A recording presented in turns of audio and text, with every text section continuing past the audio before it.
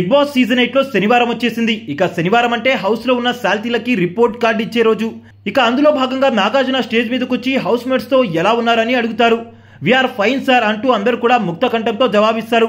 ఇక house mates Nagarjuna గారిని ఎలా ఉన్నారని అడగగా ఇప్పటి వరకు బాగానే ఉన్నానమ్మా, కానీ మిమ్మల్ని చూశాను కదా, ఇంకేమవుతుందో తెలియదంటూ కామెడీ చేస్తారు నాగార్జున.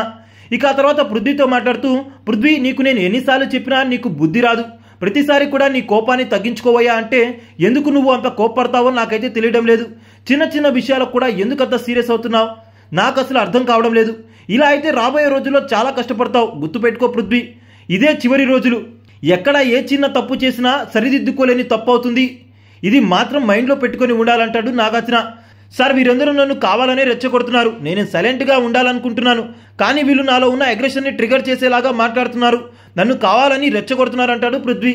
ఇక దానికి నాగార్జున, అది వాళ్ళ స్ట్రాటజీ, నిన్ను అలా బ్యాడ్ చేస్తే ఆడియన్స్లో నెగిటివ్ చేయాలని వాళ్ళు అనుకుంటున్నారేమో, నువ్వు ఎందుకు అలాగే అవకాశం ఇస్తున్నావు వాళ్ళకి, వాళ్ళు ట్రిగర్ చేసినంత మాత్రాన నువ్వు ట్రిగర్ కావాల్సిన అవసరం లేదు కదా, ఇది గుర్తుపెట్టుకో అంటాడు నాగార్జున.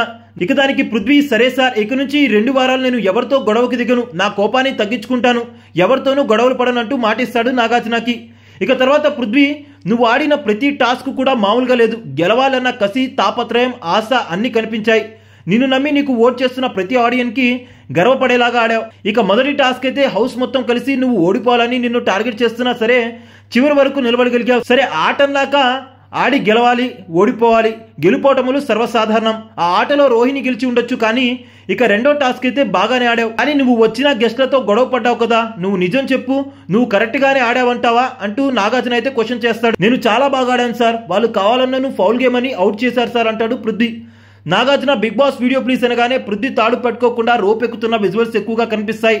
అప్పటికి మిగతా హౌస్ మేట్స్ అందరూ కూడా చెప్తున్నారు, అయినా కానీ నువ్వు మాత్రం వారి మాటలు వినకుండా నీ పాటికి నువ్వు రోప్ని పట్టుకోకుండా దూకేస్తూ ఉన్నావు, అది ఫౌల్ గేమ్ కాదా అంటాడు నాగార్జున. నేను అది సరిగా గమనించలేదు సార్, నిజంగానే నేను ఫౌల్ గేమ్ ఆడానంటూ క్షమాపణలు చెప్తాడు పృథ్వీ. దానికి నాగార్జున, క్షమాపణలు కాదు, ఎలా ఆడినా సరే ఆట మాత్రం చింపేశావు పృథ్వీ అంటూ మంచి ప్రశంసలు అందిస్తాడు నాగార్జున. ఇక నాగార్జున పృథ్వీకి ఇచ్చిన రివ్యూపై మీ అభిప్రాయం ఏంటో కామెంట్ చేసేయండి.